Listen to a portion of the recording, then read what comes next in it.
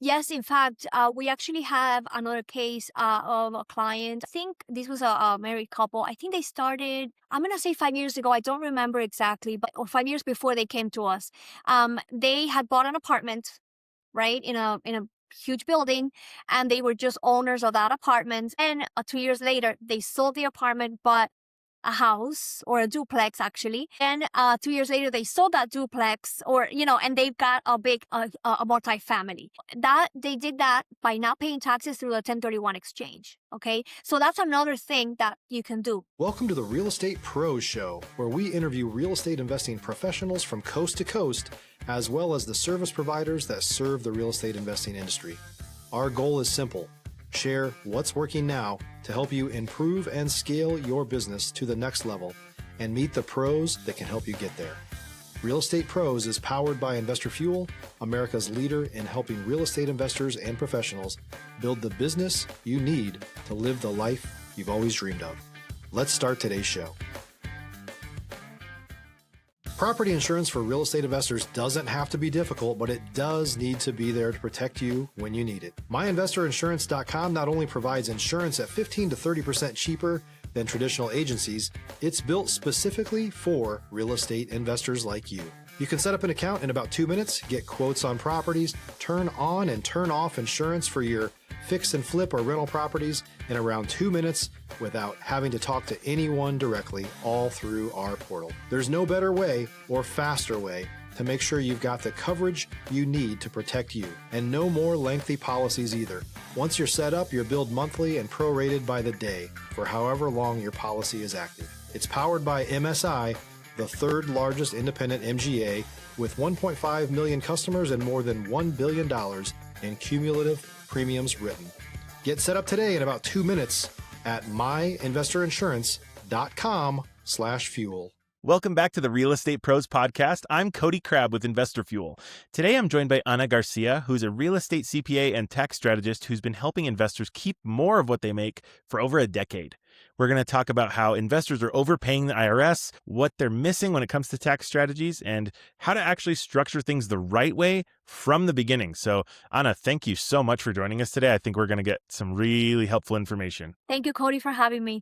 Of course. So just to start out, a quick origin story. I'd love to know how did you get into real estate and specifically the CPA side? Was it CPA first or was it real estate first? It was CPA first, actually. So I graduated in 2006 and started my career at one of the big accounting firms as a CPA. So I have over 20 years of experience at this point. And from the beginning, I didn't really know real estate, but my senior at the firm one day said, "Have you read Rich Dad Poor Dad?" And I think that's a story many people tell, right? I always joke. It's like that's one of the 3 stories we hear is Rich Dad Poor Dad. Yeah. Well, that's also how it started for me. I read the book and I got, that was the beginning. And this was 2006, 7, 8. So at that point, when I read this book, it was already, prices were on the floor. Right. So I started investing with my sister, bought an apartment in Miami where we live. And after that, I continued to invest with my husband. Once you get bit by the real estate bug, you never leave it. Right. So because I love real estate and also taxation, when I opened my business 10 years ago, I decided I was going to focus on real estate taxation. Yeah, that makes a lot of sense. I mean, if you're kind of, we see that a lot. Like someone will they'll be in real estate, but they have some other passion. Like they love music, so they open a music venue or something like that. They kind of get into both sides of it. So when investors come to you, what is it that they're trying to fix or optimize or just improve on their financials? Like, just give me a picture of like, who's your typical client and what do they need? Stop living on an island and join the #1 mastermind in America for professional real estate investors. Investor Fuel is a community of hundreds of the nation's top investors working together to build stronger businesses and better lives.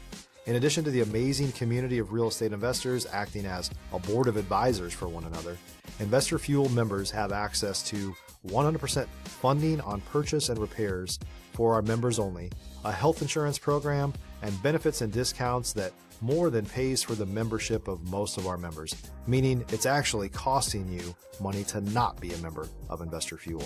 If you're looking to scale your business and build a business that allows you to live the life of your dreams, please visit investorfuel.com today and book a call with our team. So our typical client is someone who is buying and selling real estate, whether it's for long-term rentals, short-term rentals, residential, commercial, or they can be flipping, they can be wholesaling, anything within real estate. And usually their needs are, what they need most help with is the entity type. What is the most beneficial entity type for tax purposes? Maybe they're not organized. They don't know what kind of expenses to report, right, to lower their taxes. Do I do depreciation or not? Which you should. We can talk about that later. I think that's the biggest one. Also, when they sell property or they're buying, right? They're selling property, they're paying capital gains taxes. How do they mitigate or eliminate that completely, right? Or if they're buying, is a cost segregation study a good alternative for them? Okay. So, all right, let's say, you see a lot of this. You see the day-to-day for a lot of different investment strategies and things. I'd be curious to know, what is it that you see? What's a common mistake that you see investors make? It could be anything. I'm curious if you're like, oh, it's always this one thing. What do you always see? We see a lot of mistakes, right? So number one is not being proactive. You're selling the property, you're in the moment, and then you're like, oh my God, I owe this much in taxes, right, the next year. So that's one big mistake that we see. Investors not being proactive is you want to be a smart real estate investor. You want to make sure that you're strategic. And that's why you need proactive planning, right? Another mistake we see is depreciation not being included. And because investors think, well, I don't want to put it because then I have to pay taxes on it when I sell the property. Well, guess what? You're going to pay it anyway, because depreciation is something that's accounted for either way. So you better take the advantage of this non-cash expense.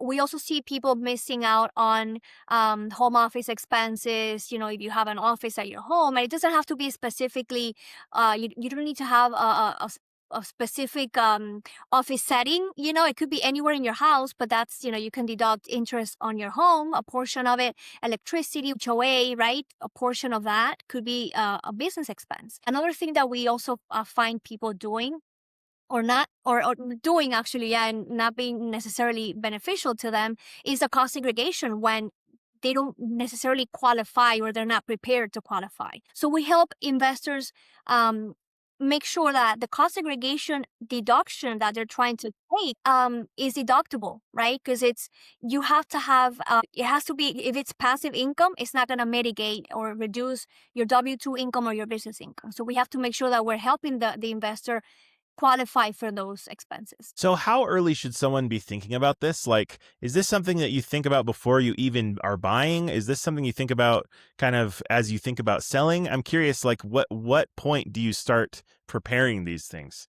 Well, you need to know what kind of entity you need. If you're flipping, you need one. There's one that's beneficial for you, wholesaling. If you're doing long-term rental, it's another one. So I think from the beginning, from the very moment you think you're going to start investing in real estate, you can already start planning, or at least, talking to your accountant, your CPA, your tax strategist, to make sure that you're benefiting from the entity that you're going to select, right? And then if you're, of course, once you get, the bigger you get, the more you need tax planning. If you're selling property, you want to make sure that you get somebody, a tax strategist on your side before you make the decision of selling. Because if you're going to do a 1031 exchange, you need to do the process 6 months before you sell. So it's always good to have that advisor next to you, helping you from the very beginning. No matter how small or how big you are, you can benefit from tax planning. Yeah, I mean, it sounds like it's one of those things that you think, oh, it's not that hard. It's money I could save on hiring somebody. But really, I mean, and this is just my imagination here, but I would imagine that hiring a CPA pays for itself many times over. Would you agree with that? If you're looking for consistent, high-quality leads, look no further than Investor Machine. Investor Machine isn't just another agency. It's the most sophisticated, data-driven lead generation company on the planet for real estate investors. and serves the role of being not just a lead generator for your business, but a marketing partner that is helping you achieve your goals along the way. Go to investormachine.com to learn more and schedule a call with our team today.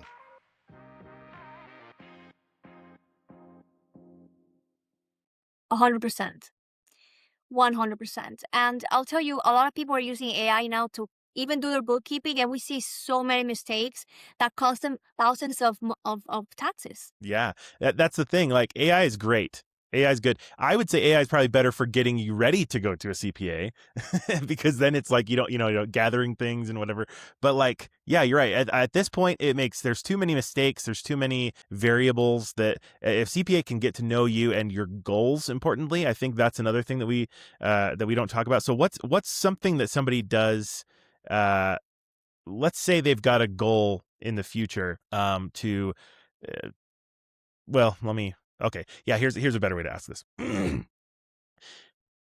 What's something that a CPA or tax planning can do for someone to achieve goals like way in the future? Like, let's say I have big plans in the future and I'm like, this is what I want to do. What are some things that start early, just to give people an idea of the kinds of things the kind of difference it could make in down the line if I start now? So I'll give you an example. We had a client who bought a building, right?